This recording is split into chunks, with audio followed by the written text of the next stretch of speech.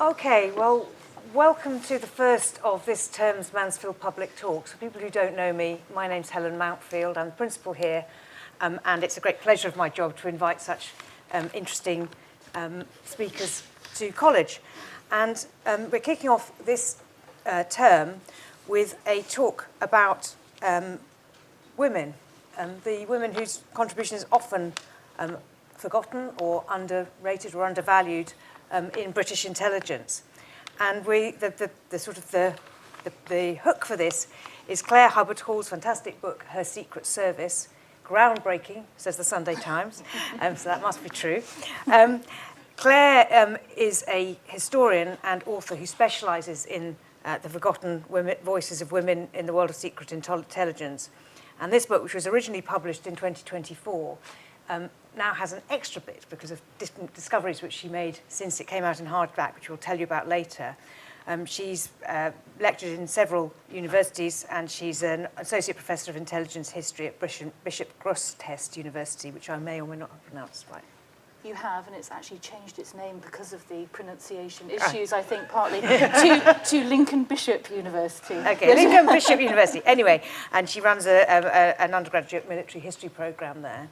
And she's appeared on a number of documentaries in relation to this. And Claire is in conversation with Anne Keast-Butler. So we have the history of intelligence and women in intelligence. Anne is the Director General of GCHQ, coincidentally the first woman who is the Director of GCHQ, and at the same time as we have the first female Director of MI6. So this is an exciting moment. She was appointed in 2023. Anne read maths at Oxford, and then I think has worked in national security for her whole career. And she's had a number of operational roles in MI5, culminating in being Deputy Director General before she became the Director of GCHQ. And she's also a passionate advocate of diversity and flexible working and nurturing talent. So this seemed like a good group of women to come together and talk about intelligence. I'm just asking the questions. I was a special advocate when I was a barrister, so I know a little bit about what they get up to, but not very much, and anyway, not very current, and my lips are sealed. So anyway, but I thought I would start off, Claire, by asking you why you wrote this book. Yeah, good starting point. So they always say one good book leads to another, and that's exactly what happened in my case. Shortly before the COVID pandemic, which unfortunately has become one of those anchor points now, hasn't it, within history, the chaplain at my university gifted me a signed copy of Stella Rimington's memoir, Open Secret. Stella Rimington was the first female Director General of MI5. And I literally devoured this book within a day. It was incredible, and I was so blown away by how honest she was about her journey to the top of MI5. But at the very end of finishing the book, I was kind of left with one very big question. Where was the history of women in British intelligence? I just couldn't find it. There were a few smatterings, mentions here and there in the histories. Sometimes women were relegated to just footnotes, and sometimes they're not named. So I thought, gosh, there could be a book in this.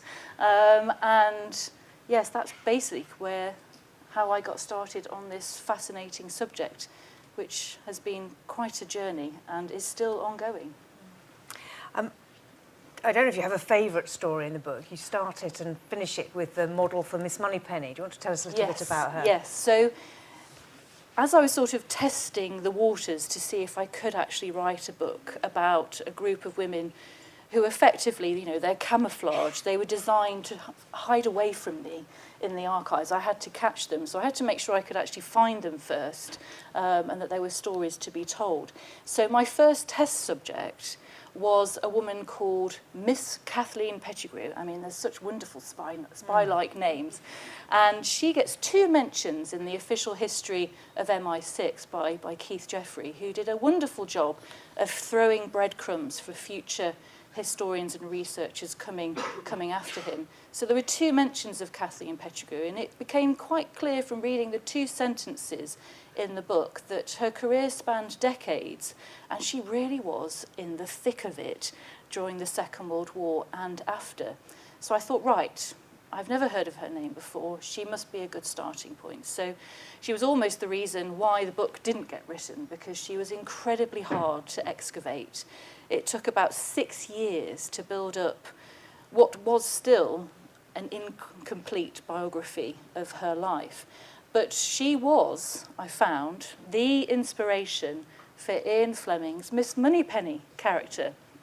And like probably most of you in the audience, my entry point into the spy world was watching James Bond on TV, usually every bank holiday, and that's kind of what my introduction was, and seeing Miss Moneypenny. Lois Maxwell, I think, was the one that I was treated to on the screen, with her immaculate hair and set of pearls, looking very much like a debutante, you know, had been schooled in how to hold a champagne glass.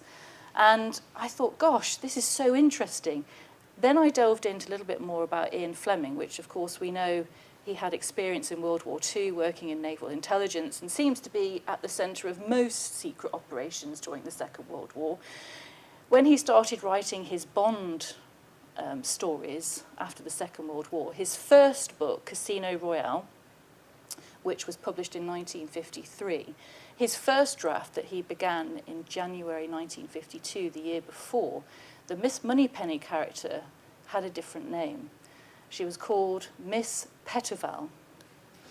Now then, either his brother, Peter Fleming, who was also in World War II intelligence, or somebody who read the draft through, alerted him to the fact that probably was too close to Miss Kathleen Pettigrew, who had served as, I would say, the personal assistant to the Second World War head of MI6, Stuart Mingus, and really was doing a huge amount of different work that kind of was hidden by her label that most women in intelligence had at this time, which was secretary. And yeah, so that was, I think she is the reason why the book got written, and her story is told from beginning to end throughout the book. And one of the things you always dream as a historian, that this kind of previously cache of unseen papers will suddenly, you know, come to light in your lifetime and you'll get to write about them. That never, ever, hardly ever happens. It did to me. I couldn't quite believe it. But unfortunately, it happened after the book came out. So after the book was published in 2024, in October, in the February, I got a phone call saying that there'd been an anonymous donation to Sidmouth Museum in Devon, and this is where Kathleen Pettigrew spent 30 years of her retirement. Again, I couldn't find very much of her in her retirement years. She didn't play bingo, no bowls were played, nothing. It was quite incredible. But there were her papers, suddenly anonymously donated, charting her entire life. And it was great timing because the paperback hadn't come out. So I alerted my editor, whipped up an entire new chapter at the very end about all these wonderful treasures, and you can read them now in the paperback, so it's less money, but you get more for your book, ladies and gentlemen.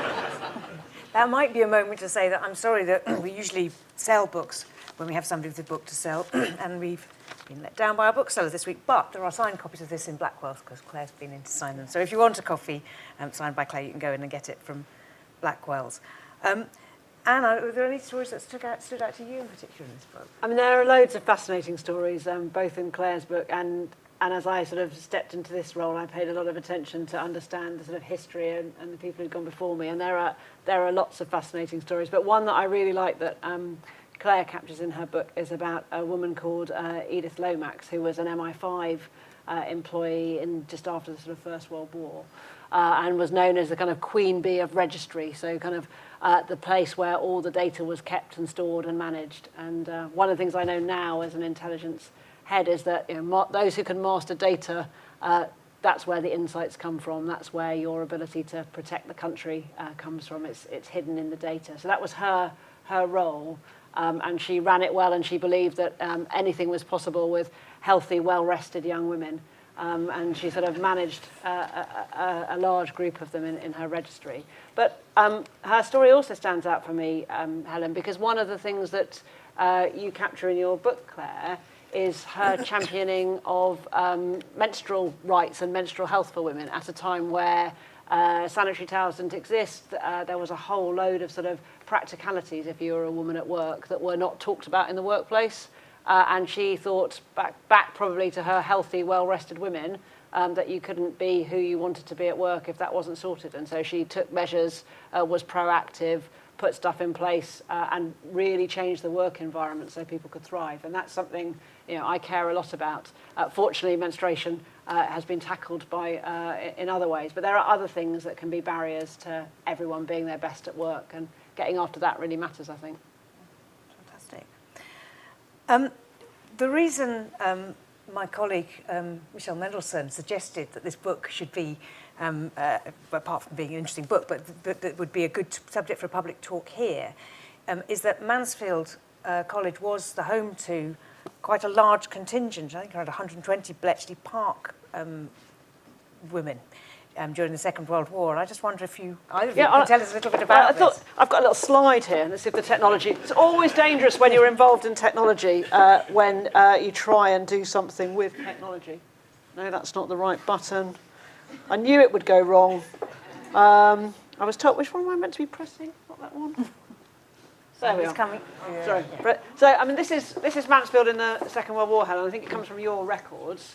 And one of the things that happened here was that the precursor to GCHQ, the Government Code and Cipher School, had a unit here. And it was known as the Code and Cipher Production Unit. It started as a unit of about 20, grew to about 40 during the war. And it did what it said on the tin. It produced the ciphers and the codes that then went on to Bletchley Park. And elsewhere to be used, sort of code books and things. Now a lot of that is done with computational power, but at this time it was done but with, you know, big books of words and mapped against words and numbers and lots of flicking through it. And one of the really handy things about Mansfield was that it was very close to the Oxford University Press, and they were pretty good at printing. And they, through all the exams that they printed and produced, knew how to print things secretly and quietly. And so they produced all the code books that were used to crack things like Enigma and to sort of really give the Allies the advantage in the Second World War. And so that was a unit that was based here. Again, largely women. I mean, 75% of the Bletchley Park workforce at the height of the war was women, often because men were involved in fighting in the sort of military units, and these were roles that were open to women. But there are lots of sort of unsung stories, and again, I mean, you bring some of these out, and people will be familiar with Joan Clark and others, but lots of women from Mansfield too. Yes. You were telling me that one of them's still alive. Yes, so when I wrote, this book, I didn't actually interview any, shall we say, live subjects. They had all, unfortunately, very sadly passed on. I'm not sure they would have wanted to talk to me anyway, so that might have been an interesting challenge to overcome. But last year, in February, I had the honour of interviewing, I think, who is the only surviving veteran who was here at Mansfield College, a lady called Elizabeth Kayser. And she had studied at Lady Margaret Hall. I think she'd only just been there a couple of months, and in the autumn of 1943, she failed her Anglo-Saxon exam. and as I've done some more research on this, there were a number of other, shall we say, fellow friends that had also failed the Anglo-Saxon exam. And I think someone had said to them about the work that was going on at Mansfield College, and that's how they came to work in the Code and Production Unit, because they'd failed their Anglo-Saxon unit exam. And they'd also had this desire as well that they felt very conscious that they should be doing something more in terms of contributing to the war than studying. So they hopped over from Lady Margaret Hall to here, Mansfield College. Yes, and she's still with us. She's just turned 101, which is quite incredible. I think that generation drank some very good water during that time. But yes, quite a fascinating story, and keep your eyes peeled, because that will be shared very, very soon on the media. Oh, fantastic. I might have thought that being good at Anglo-Saxon might be quite good for code breaking, but there we are. Maybe it was a very difficult exam, maybe. It probably was a very difficult exam, I'm sure it was. But, I mean, we talked about how these people were called secretaries. I mean, were they categorised differently? Did they get the credit for what they were doing? And if not, why not? What's the... Well, I think one of the things that's really difficult, having had a career in intelligence across national security, is that your work has to be, it's quiet service. So GCHQ is full of ordinary people doing extraordinary things every day to keep the country safe, who can't talk about that.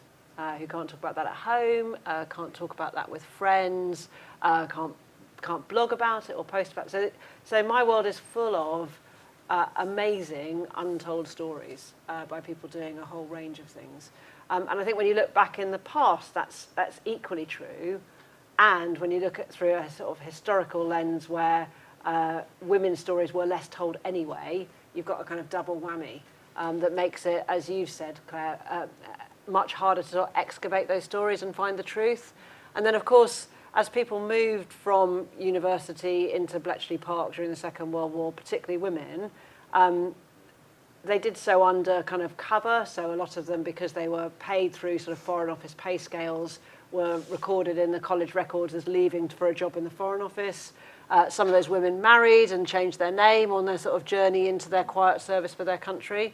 And so I know that it can be very hard to sort of be completely confident that somebody you're seeing in our records as an employee of us matches somebody else. And most of them, as you say when you talk to Elizabeth, were very, very private about that and didn't, you know, they held that secret up to the grave, actually. So when I talk to our former employers, you know, some who are over 100 years old, it's really private work and it stays private through life. So I think that makes it hard to give people the credit, whether they're men or women. Yes. But particularly hard for some of the women, I think. I don't know if that's what you have found. No, absolutely. I mean, these women, they you call it quiet service, they didn't seek recognition. I think during both World Wars, a lot of the women, as the intelligence services contracted in size, they were the first ones to let go, and they just obviously then went on and had families and went into maybe different career jobs. There were a few that stayed on and did go on to have careers, but they did so at a personal sacrifice because there was a marriage bar in place. So these women had to choose their career over starting, getting married and having a family, because if they married, they would have to leave whichever service that they were working in. And this wasn't lifted for MI5, it was after the Second World War, in the 40s that they lifted the marriage bar, but for FO, Foreign Office, that was 1973. Yeah. There are some that, I don't know, seem to have special treatment that perhaps because of the kinds of work that they were working in, they did get married and did have a career, but they were the exception to the rule, I'm afraid. So it really was a massive talent drain to have all these incredible women working during this period and then just let go to the service's detriment at that time. But that was just the times, unfortunately. And I think it's quite interesting as well, because a question I get asked quite often is why are there not so many memoirs written by women who have served in the intelligence services historically? And I think that probably is because if you were a man of a certain age during both World Wars and you didn't go to the fighting front, you would probably face questions as to why. And I think writing memoirs was a way. Again, these were all published by American publishers because the British press publishers wouldn't, obviously, because of secrecy laws, wouldn't be able to publish them. So they all went to America to get their stories told in the 50s, 60s, and then 70s. And I think that was, again, part of trying to get recognition for their service, that they were actually doing something important. But that was obviously different. I think that's a difference between the men and the women. Societal expectations as to what you should have been doing during the war. Interesting. Interesting.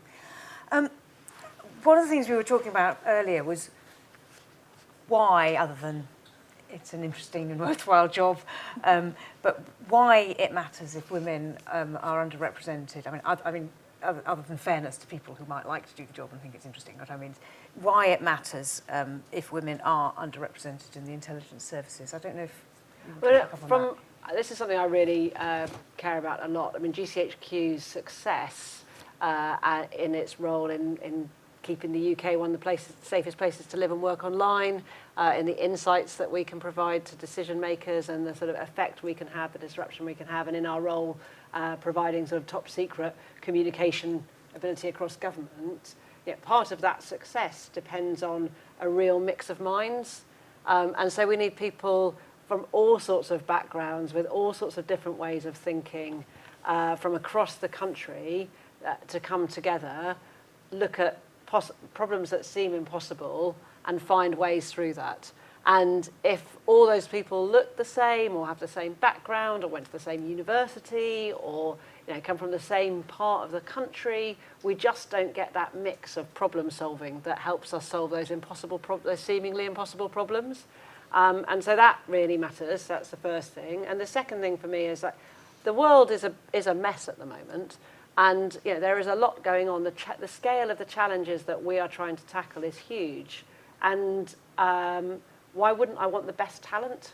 And if I haven't looked across the whole of the national kind of population, and if I'm underrepresented in any area, then the chances are I haven't got the best talent that I could have. And the problems I'm trying to tackle, I really want the best talent.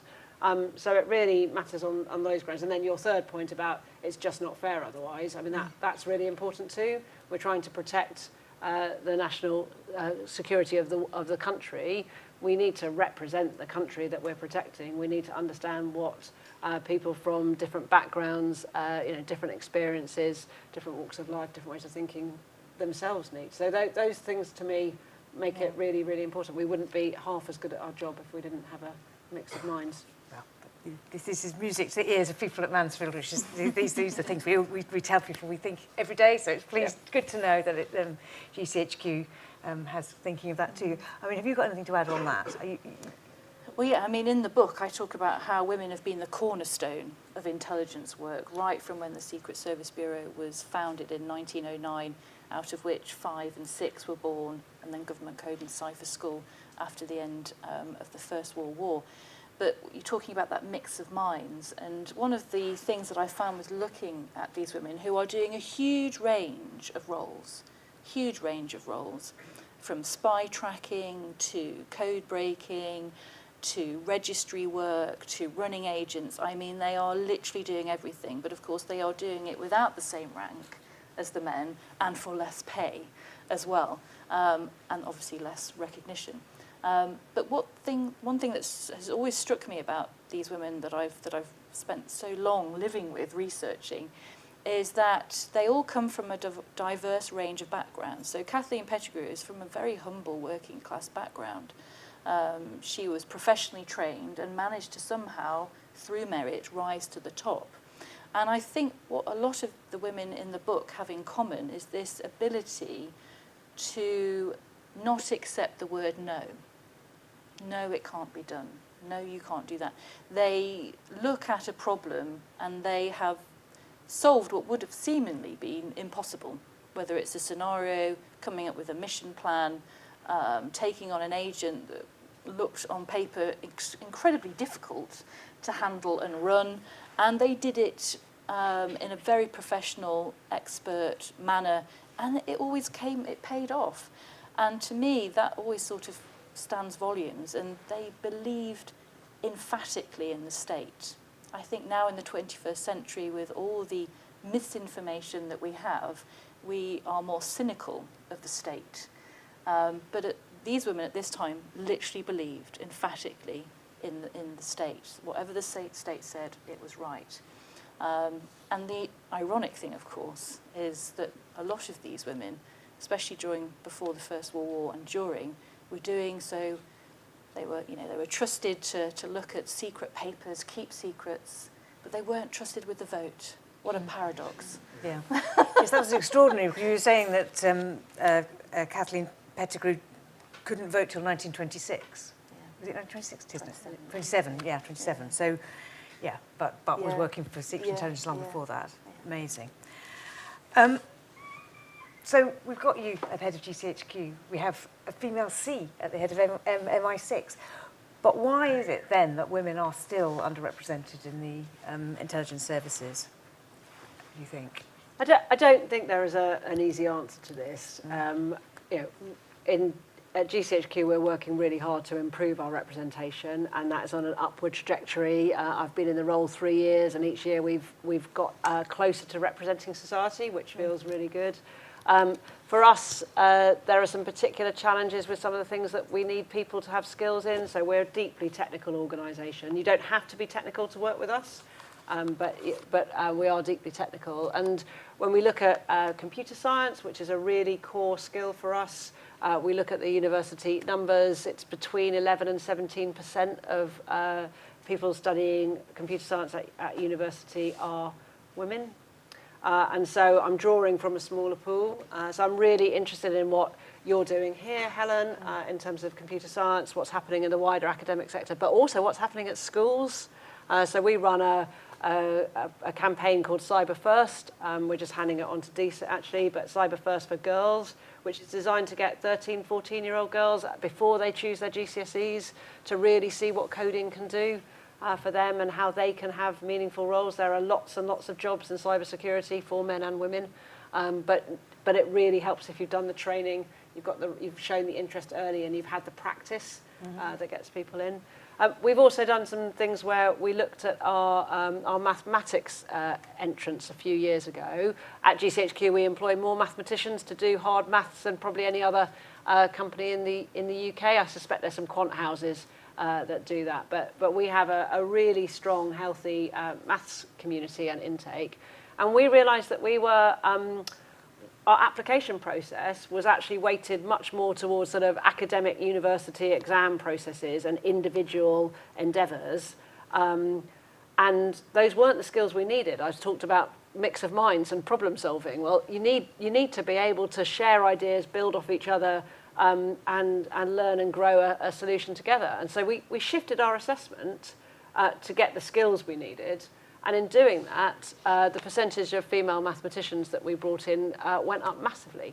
And so there are some places where we were inadvertently shooting ourselves in the foot and not even getting the right skills that we needed because we hadn't looked at our sort of processes. So there are some things there that we're trying to do. What are the I mean, I'm sure the blockers are the same for many people. It can be hard work, and that kind of quiet service that isn't recognised doesn't work for everybody, and so some people will, some people don't even realise that we would employ them. And so part of doing things like this is to remind people that there are jobs, and we have a website, and people can look at that, and make sure that as many women and people who think differently feel there's a job for them as do men. So how much has James Bond got to answer for in that? A lot. Yeah. Okay. And I just thought I'm going to be very full room, so I'm going to hand out the mics and ask people to ask their own questions in a minute. But I just thought I'd finish off, Claire, by asking you, having researched the history of women in intelligence, how much do you think that has to tell us about what's happening now, or things that we can learn from now? Well, yeah, I think it's about changing the culture, and I think popular culture, I think sharing these stories of real women, inspirational stories from the past, and getting them out there will hopefully start to change the public's perception of what the world of spying is all about, and that it's not all James Bond. Obviously, it'll be sensationalised, and I think you can kind of see that there has been a shift. I don't know if anyone has watched Black Doves on Netflix with Keira Knightley. Again, she likes playing spies, doesn't she? You've got a woman, a mother, a wife who's playing this key role. Yes, obviously, she's, very, is a sensationalist take, but we've got a woman in that key role.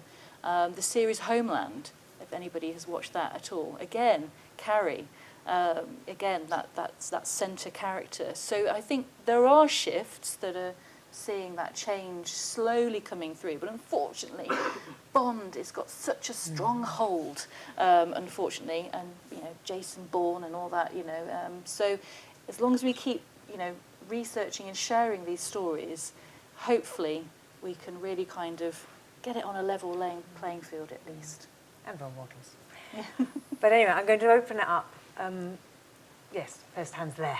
Yes. Thank you. Can you just wait for the microphone and then people can hear the question? Thank you. Hello. Thank you very much. That was really interesting. I've got a question which is about research. I've got a slightly burning question.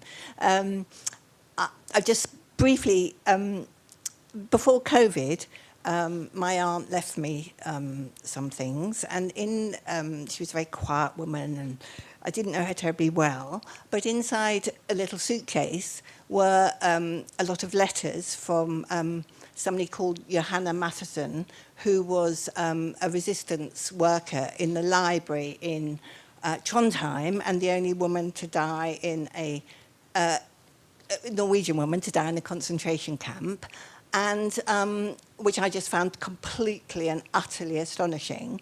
My aunt worked, and so Johanna was responsible for working in the library, coding information. My aunt worked at the BBC library during the war. And, of course, all sorts of things spring to mind. But I'd like to know how, if there's a way of finding more out about my aunt's possible work, because it seems my aunt spoke fluent Norwegian. Johanna, the Norwegian, her lover, was very good. The family was very good friends with the King of Norway, who was in exile during the war in London, where my aunt worked. And I'd like to know if I can just pull some of these rather astonishing facts together, if there's some sort of research avenue that I know nothing about, because I've tried and tried. I was actually invited to go over to Norway, and I found out a lot more about Johanna there, and visited her grave, and said goodbye to her for marriage, because obviously they were separated during the war. But I don't know how to take it further. I mean, I discovered... So we'll put that question. It sounds like a fascinating story. Yeah, if you can't find any more, you should novelise it. It sounds brilliant. but Claire, how might you go about researching something like that? Well, I think you've obviously been to Norway, which would be my first suggestion. Didn't get any further. No. Yeah. I mean, when I wrote this book, I mean, I likened the process of researching these women to... I had to basically become a counterintelligence officer. I literally was, you know, scrapping around for any kind of scraps of paper, looking at records in different ways. So I wasn't looking at the content, I was looking at the scribbles down the margins, I was looking at the paper chits, things that don't exist in a digital world now, trying to build up a kind of, you know, sort of this crime scene investigation board of these individuals' lives. And I think that would be my advice, as in you've got the letters, you've been to Norway, is start mapping it out and then ask questions and then see where those questions lead. Did you go to the archives in Norway? That would be the... But maybe we could carry this on. I want to make sure other people have a chance. But yes, I mean, the archives, I wondered about the BBC library as well. Yes. Yeah, but I don't have access to anything like that, you see. They're sort of closed books, as it were. Yeah, okay. Yes, there's a hand in the middle there. Yes, a blue T-shirt and a red scarf, yeah.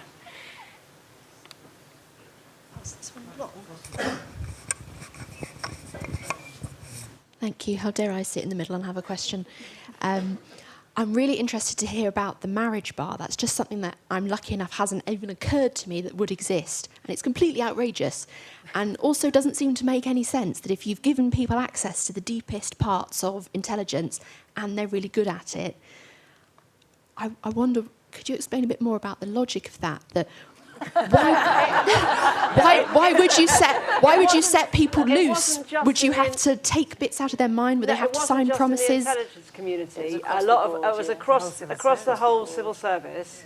A belief that once you were married, you were going to need to concentrate on being at home, this is, initially it's before there's any technology that supports you cleaning your home or anything like that. So an assumption that a woman's role was as a homemaker, and if you, in some places it was if you married, in others it was if you wanted to have children. But the assumption was you were marrying to have children, and therefore, as you got married, you would leave any employment. It wasn't just in the intelligence community. One of the things that we have acknowledged in the intelligence community is that sometimes we can be slower to catch up with the rest of the world. We live in this sort of slight bubble. So there are a whole range of things where you couldn't be gay, and you're seeing that sort of played through at the moment. That was true into the 90s. Into the 90s, Yeah.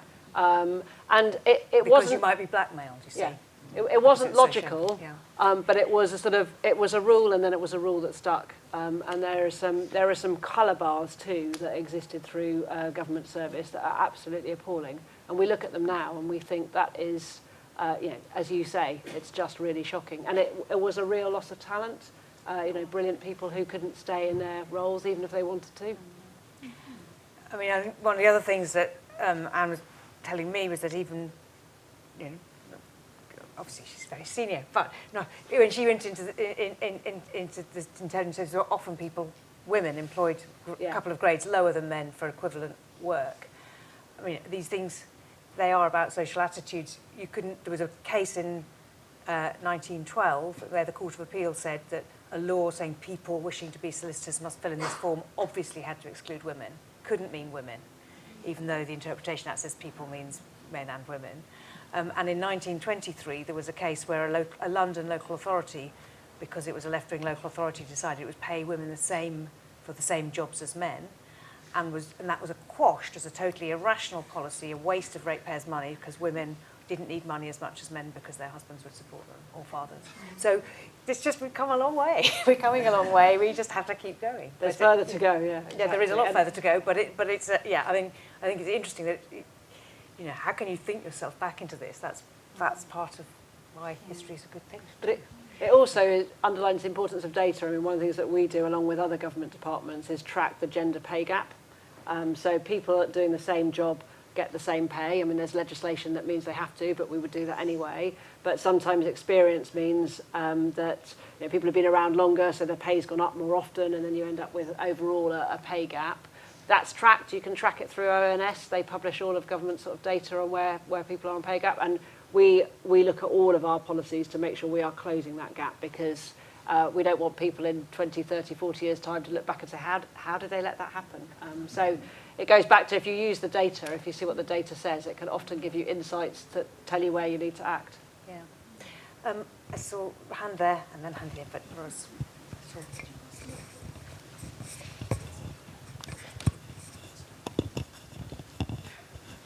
Rose is coming behind you. Sorry, there it is. Hello, behind you. I was so fascinated by what you were saying about entry into the intelligence services, and I was thinking a bit about this idea of, are we going backwards or forwards in terms of women? Because I teach here and I teach in English, so I studied Anglo-Saxon myself. It's not an easy exam to pass. But one of the things I've often thought about, Bletchley or the route into that part of the civil service for women was often through languages and a capacity to work with languages. And what you were saying, Anne, was making me think that we've introduced another kind of gender bar by thinking about the entry now being about data, about computing science, and that the decline in the study of modern languages and literatures is going to have an impact, because that might be women's facility with languages. I mean, or that it's fostered in schools is no longer being fostered in that way. So I wondered if you have a sense of a kind of concern about the future of study of languages in this country in particular in relationship to the intelligence services. It's a really good question, and when I focused on sort of data and computer science, I hope I made it clear that that's not all that we look for. It's just one of the areas that's particularly hard. Because of the data. I mean, modern languages really matter to GCHQ. I have a statutory role as the Director of GCHQ to be the champion for modern languages. We run a national language competition through schools every year to try and foster both taught language and also heritage language, which is increasingly important. And one of one of the areas that we have really focused on recently is a particular language that we require, and sort of seeing that grow at scale. And so I share your concerns about modern language and how poorly what the take-up is. I mean, in the sort of university courses that get closed down and things, it's a regular conversation I have with DFE about funding and making sure that we keep attention to modern languages. There's a bit of a myth that AI and large language models will fix that for us. Because there is quite a lot of translation. It's an area in GCHQ. We've always used large language models to help us translate at scale a lot of the data that we bring in. But the linguist brings something really different. So what we need our linguists for is the sort of the deep insight and the nuance that you can get once a machine has triaged the data and said this is an interesting thing to look at, and then we put our linguist effort onto that. And I'm not personally good at languages, and so I watch my linguists with awe, and particularly linguists who are trying to translate complex technical or military data in a foreign language with technical jargon, often through very poor information in front of them. I mean, it's amazing. So I really worry about it. I know modern machine learning will help, but it won't be the answer. And so we need to keep investing in those skills, absolutely. I think you were talking about sort of quantum computer science, more about GCHQ than the intelligence services overall, weren't you? Because I'm aware that sensitivity to what somebody means or might have meant or could have meant is really important when you're looking at things, and so that involves all sorts of other skills and training. And if you're talking to somebody, they can help expand it. If you're not, you have to get the nuance. Yes. Right. Claire, wonderful. Thank you so much. I wanted to ask you a question. As a historian, when you are making judgments about how much indignation you feel that women haven't been recognised enough, and how much historically they wouldn't have been recognised because that was the social mores of the time, how as a historian do you get that balance? Oh, it's hard, isn't it? I mean, there's probably parts of the book where you can hear my raging voice coming through in each chapter, especially the one chapter about Olga Gray, whose story has been told before, but it's been told through male eyes. It's never been told from her perspective, when you get a very different, powerful counter-narrative. But yes, I'm acutely aware of that, that the raging feminist there has to be a balancing of that, obviously, with the objective and rigour of the academic historian. But hopefully my passion has shone through, comes through in the book. But I think, these women have been done a disservice. And I think the amount of change, the speed of change was slow. It could have been faster. But I want to highlight as well, because men seem to be getting a bit of a rough ride here, that there were key men at key points, as when you read the book, who were there at the right time to open the door for women to go through. And, I think we have to pay homage to them as well, for being part of that process of change, that it's not just all the slow perseverance of women working away, hoping for change to come a lot later, that men feature in this as well. So, for example, if we take the example of Jane Sismore, who becomes Jane Archer, the first MI5 officer in 1929, also trained as a barrister at Gray's Inn. And she did so on personal recommendation of the first head of MI5, who put her up for it, signed her recommendation. I went to Gray's Inn to look in the archives, and there it was. And he also signed in green ink, not just the MI6 that signed in green ink. But he had recognised that there was something quite special in Jane Sismore. And of course, her ability to question and interrogate became incredibly useful skills later on in her career as a counterintelligence officer, especially during 1940, when she is faced with Walter Krawitsky, who is quite sort of unarmed by being questioned by a woman. So, I think hats off. There are those examples, but obviously there could have been more of them. But the fact that they were there, I think, needs to be highlighted and championed. Thank you. I've got Steve and then here. Thank you. I was rather struck by the tension between the intelligence services working quietly, this quiet service, no one knowing who they are, for very obvious reasons, and a historian, Claire, you telling these stories. And I was just wondering what you think the appropriate timescale is for going from the shadows and going to something that's public. I mean, it's 80 years since more than 80 years since the Second World War, so that's clearly a long time. But over what timescale should we say that these stories, it's right to tell them? Well, I think the legal amount of time, the stipulations are in place. I think they're probably correct, because obviously if these individuals are still alive, they need to be protected. I think some of the more historic cases that are still behind closed doors for various reasons, and I have submitted no end of freedom of information requests to be met with a resounding no. I'm intrigued as to why you can see in the National Archives catalogue that they're still withheld. And annoyingly, the National Archives drip feed us intelligence historians. Every January, there's a massive release, and we all rush like loonies to queue to be the first ones to get eyes on these documents. So I would quite like them all in one batch. That would be nice, rather than the drip feed. But I'm going to pass this question to Anne.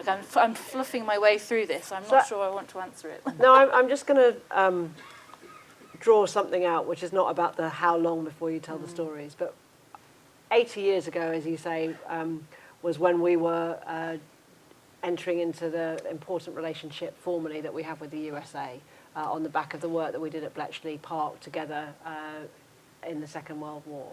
And at that time, if you were in Bletchley Park, it was government to government, it was super secret, it was really important to preserve it. When I was back in Bletchley Park a couple of years ago for the AI Summit, it was the same kind of hallowed ground. It was the same sense of, the world's biggest challenge at the moment. How do we get to harness this for good and prevent it from doing harm? AI sort of safety and security. But it wasn't government to government, and it couldn't be secret. It had to have industry, it had to have academia, it had to have, the cutting edge research that the top universities in the world back, and the frontier labs and the entrepreneurs and the big tech companies and government. And for me, that means that increasingly I'm one of very few people in GCHQ who's avowed and allowed to be out here in public and tell my story, but I'm no longer alone.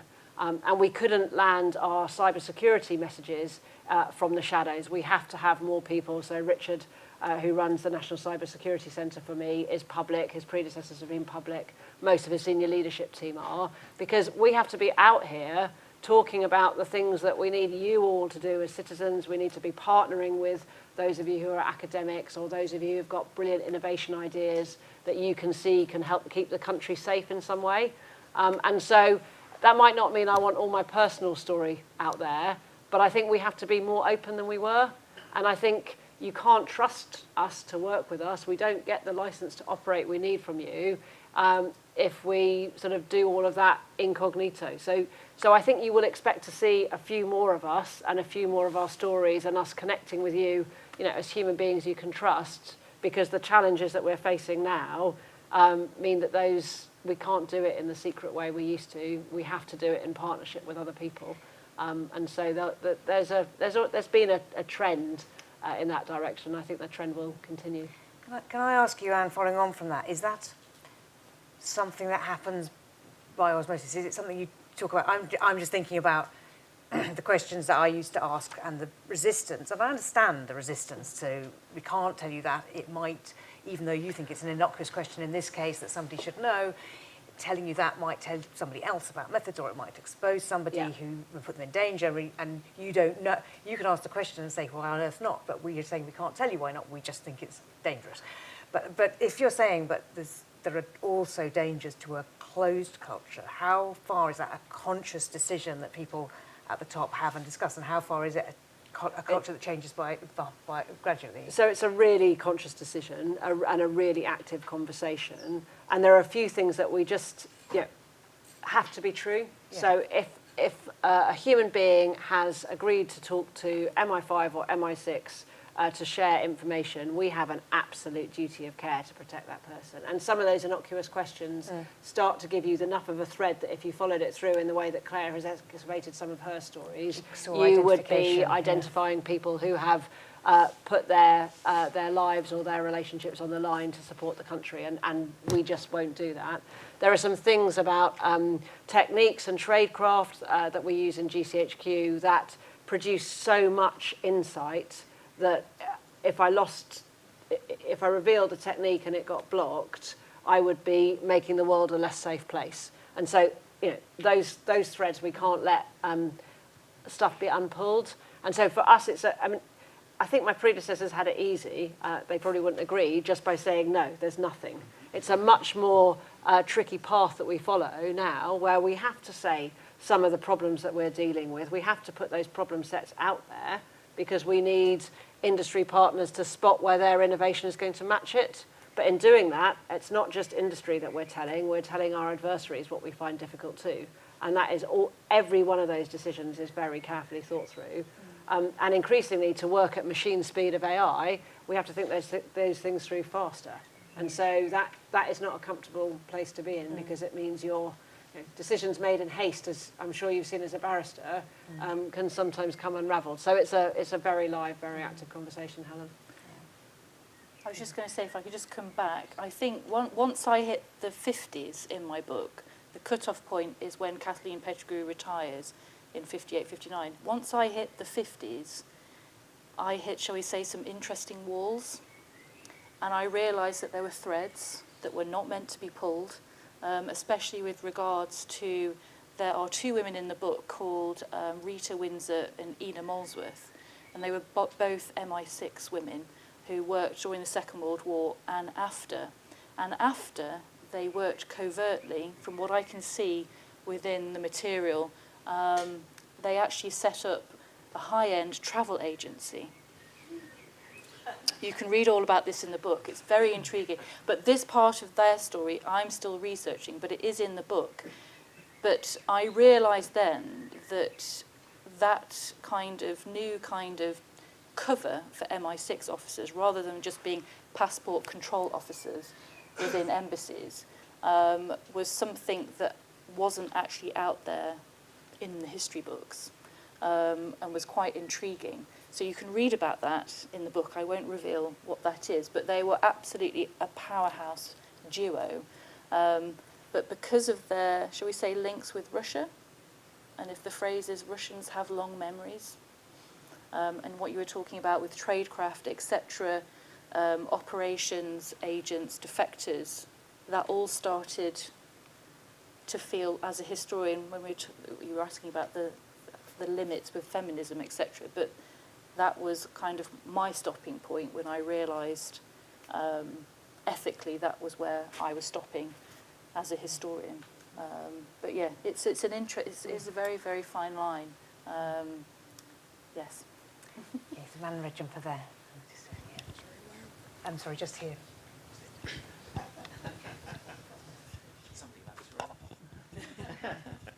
Thank you very much. I was going to build on the previous question, but Anne, you answered it brilliantly.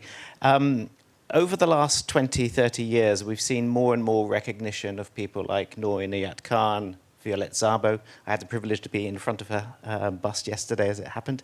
And we've seen productions like Operation Mincemeat, which are fantastic at putting the spotlight on women's role. Hester Leggett's research, I think, is a lesson in how to do history. Picking up the points that you've said, are we to be optimistic that we are no longer in the world that led us here in the first place, that we have learned those lessons? We don't need to have a forgotten women of the early 21st century in 50 years' time. So Claire will have her view. I mean, I think we absolutely have learnt those lessons. I think the lesson that it also teaches us is that you need to keep paying attention to who else might not have their stories told, who else might be doing the unsung hero points or the kind of very quiet service that isn't getting the attention or isn't in the limelight at the moment or isn't, And so for me, it's a sort of, it's not, I've done that, move on. it's constantly paying attention to it. And when I look through a gender lens at our workforce, you know, 3/4 women in the 1940s, much less in the 1960s, now back up. It's the sort of thing that if you think you've learnt the lesson and you don't pay it attention, you'll need to learn the lesson again, would be my reflection. But you've been close to the stories. No, absolutely. It's trying not to go into that example of reverse sexism, isn't it? Because you quoted those, courageous female SOE F-section agents. There are just as many male SOE agents whose stories haven't been told. And it's trying to make sure that balance is maintained. Coming back to Jane Sismore, when she became Jane Archer, her husband, Joe Archer, was absolutely fantastic MI5 officer. Nobody's ever heard of him or what he worked on. He was linked with Klaus Fuchs, etc. I mean, he's absolutely fantastic, but he's in Jane's shadow because of that reverse sexism. So yes, trying to make sure, as a historian who works on women, that within my work there is still that balance, that I'm not just producing. I mean, you will find men in the book. There's a spoiler. But yes, it's trying to find that and being conscious of that balanced approach as well. So you still maintain that diverse range of voices. But I suppose it's not just the untold stories, it's also the intelligence, and this is a counterfactual, you'll never know, but what intelligence don't you pick up if you don't have the diverse perspectives and diverse people and the wide range of language skills you might need and other things in the service. I think I've probably got time. I've seen there's a hand right at the back there. Yes, that's going to be the last question, I'm afraid. Sorry, I've seen all sorts of hands starting to shoot up, but we're hitting our hour. And then where am I going to? Which one in the back? This row, this row? Yes, right, somebody, the very back there, yeah. Hi. You talked about how women are underrepresented in the intelligence industry. Is this equally the case across other NATO allied countries or even Russia and beyond? And as secondary to that, if not, how can we as a country learn more from what they are doing differently and open more doors? It's a really good question, and I don't have the data, and I'm always a bit cautious, not least as a mathematician, to wing it without numbers in front of me. But my observation of the Russian military and intelligence system is that there are zero or very, very few women there. So I think we have not much to learn from that system on sort of gender balance. With NATO allies and my Five Eyes partners, it's a more mixed picture. And it's definitely something that we talk about in terms of that mix of minds. So not narrowly through a gender lens, but how are we connecting to the best of our nation's talent, wherever that is, whatever the background, whatever the mix, and how are we bringing that mix of minds together. And we're constantly comparing notes and seeing what works, and often doing it together, because your mention of role models, if there's a good role model, I'll often invite them to come and talk with me and do something like this in our community, so that not just I, but my workforce can learn from that, and vice versa. So I think it's a really good question about how do we learn from others, how do we make international comparators, who do we want to learn from, but on gender, it's not Russia. Well, there we are. Let's leave it there. Thank you both so much for starting off our terms talks with such a fascinating and very Mansfield talk in all sorts of ways, very Mansfield talk. I really appreciate that, and thank you all for coming. I'm sorry I can't sell you the book, but you should rush out and buy it because it's a real page turner. And I, not winging it without data, I failed to pick up next week's public talk, and I can't remember which one it is. So on your way out, look onto the left of the gate, and you'll see it, or look it up on our website. It is Joanna Bourke. Okay, I thought it was. I just didn't want to get it wrong. Yes, so next week we have Joanna Bourke, who is a historian of culture and ideas. She'll be giving our Jonathan Cooper Memorial Lecture, 5:30. Do come along to that if you can. But if you want to know what else is on in the term, you can still look to the left of the gate as you go out, or the posters around town, or on our website. But in the meantime, thank you very much, Anne. Thank you very much.